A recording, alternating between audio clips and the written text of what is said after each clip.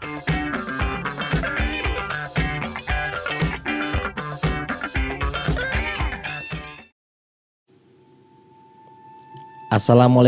warahmatullahi wabarakatuh. Ya, ketemu saya lagi, Coach Erik Siregar. Masih dalam obrolan santai, obrolan ringan seputar dunia motivasi, pekerjaan, bisnis, psikologi, dan lain-lain. Kali ini saya mencoba untuk mengangkat sebuah materi yang berhubungan dengan ego, yaitu mengenal ego yang terselubung.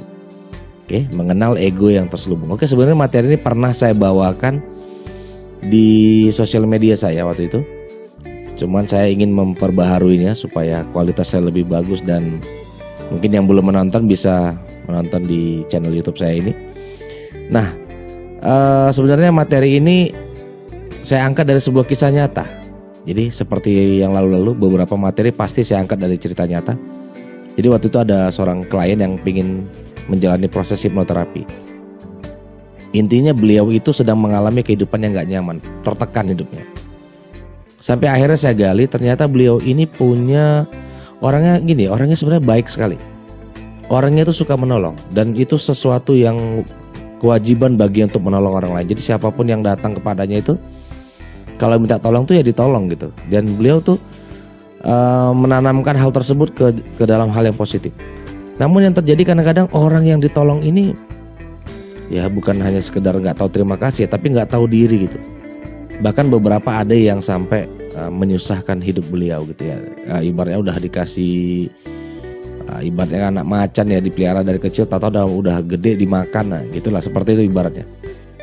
Sampai istrinya sering nasihati gitu, tapi beliau ini susah untuk menerima. Artinya karena beliau ini menganggap orang yang datang kepada beliau itu adalah ladang dia untuk berpahala lah gitu. Jadi dia bantu aja orang. Nah, setelah saya gali-gali ternyata beliau ini, jadi ingat ya, ego itu saya jelaskan dulu sedikit, bahwa ego itu adalah sesuatu yang melekat, ya, mengikat. Nah, jadi apapun itu, bisa kan dalam bentuk keharusan, bisa dalam bentuk keinginan atau sesuatu yang ditanamkan, dan itu memaksa Anda untuk melakukan hal tersebut. Nggak ada kata lain selain itu gitu loh. Itulah. Jadi ego itu betul-betul mengikat sesuatu. Nah, sama seperti beliau. Karena beliau menganggap kalau orang yang datang minta bantuannya, beliau berusaha bantu, walaupun orang tersebut itu justru bisa memakan beliau atau menyakiti beliau gitu. Sebenarnya yang beliau lakukan adalah hal yang tepat. Ketika egonya secara positif dia tanamkan seperti itu, melekat di dalam diri. Namun kalau menurut saya itu kurang tepat. Akhirnya karena beliau seorang muslim, nah, jadi saya mencoba untuk menceritakan sedikit. Waktu itu saya pernah dapat nasihat dari seorang guru. Nah, beliau mengatakan, mungkin Anda tahu ya, Nabi Sulaiman, kalau di versi barat atau nama baratnya Salomo gitu ya, raja yang kaya raya. Beliau seorang nabi, raja, dan rasul juga. Siapa yang gak tahu kekayaannya beliau gitu. Pernah suatu saat dia berdoa kepada Allah, kepada Tuhan, dan mengatakan dia ingin memberi makan seluruh orang miskin yang ada di dunia ini. Sampai akhirnya Allah menegurnya, bahwa mengatakan, sekaya apapun kamu tidak akan bisa memberi makan semua orang. Ya, dan karena semua manusia itu sudah dijamin oleh Allah atau Tuhan. Nah, artinya walaupun beliau yang seorang yang sangat kaya raya dan diberkahi oleh Allah Subhanahu Wa Taala, Tuhan, tapi kalau beliau mengikuti egonya, pasti dia akan protes gitu.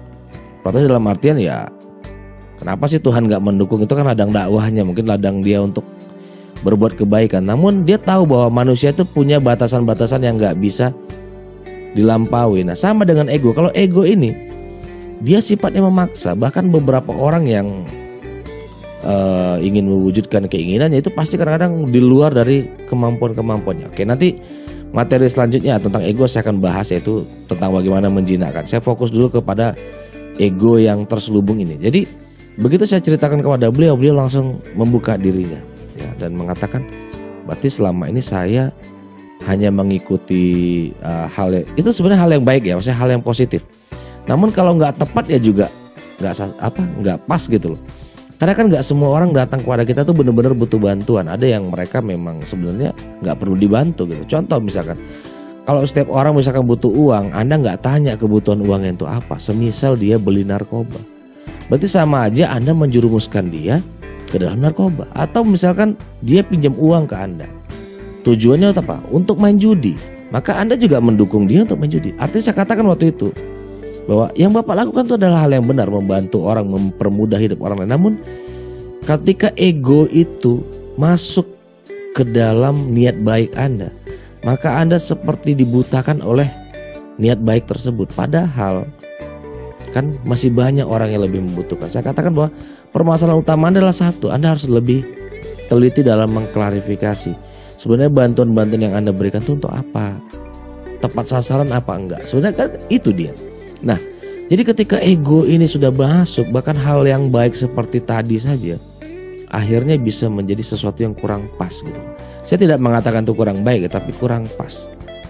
Waktu itu wajar saja kalau istrinya sering menasihati, karena beliau ini sering dikecewain orang dan itu sering sekali berulang-ulang gitu. Beliau terlalu polos lah, ibaratnya kalau orang zaman sekarang bilang terlalu polos gitu.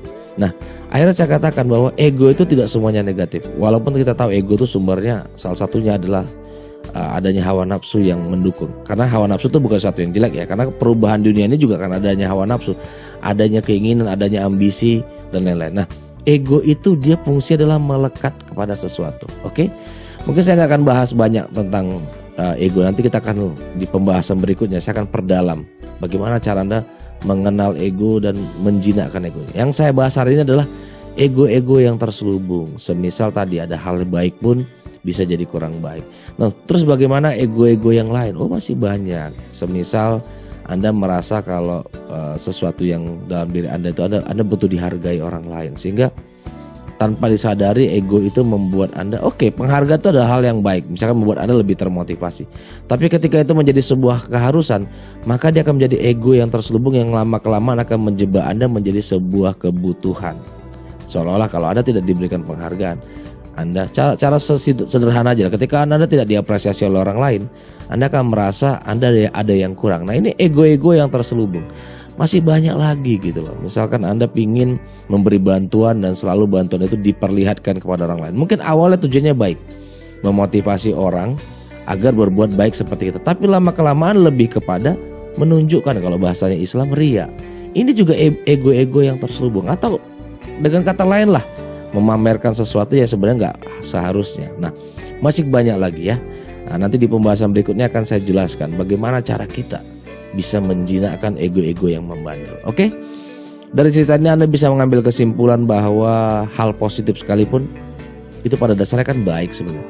Namun bisa menjadi kurang pas. Saya tidak mengatakan kurang baik, kurang pas ketika ada ego-ego yang terselubung, yang lama-kelamaan mungkin kalau ibaratnya api itu dia masih lilin. Namun lama-kelamaan ego itu seperti api yang membakar. Oke? Mungkin cukup sekian obrolan singkat kita kali ini, mudah-mudahan bermanfaat ya. Silahkan share, bagikan kepada orang-orang yang membutuhkan. Saya yakin di luar sana masih banyak orang-orang yang belum memahami bahwa ego-ego terselubung itu diawali dengan hal-hal yang mungkin tidak dianggap merugikan di awal, namun lama-kelamaan bisa mengganggu hidup seorang. Oke, mungkin cukup sekian obrolan singkat kita kali ini. Assalamualaikum warahmatullahi wabarakatuh. Sukses untuk kita semua.